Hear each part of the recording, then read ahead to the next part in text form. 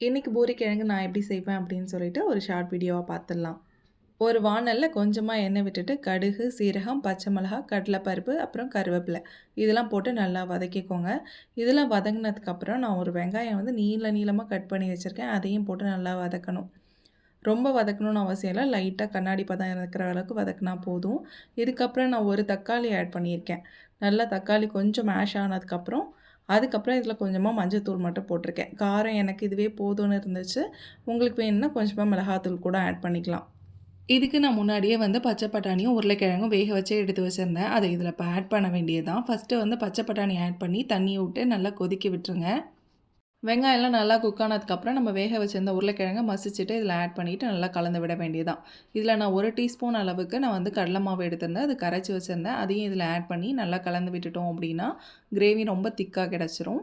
நம்மளோட பூரி மசாலாவும் சூப்பரா ரெடி ஆயிருச்சு.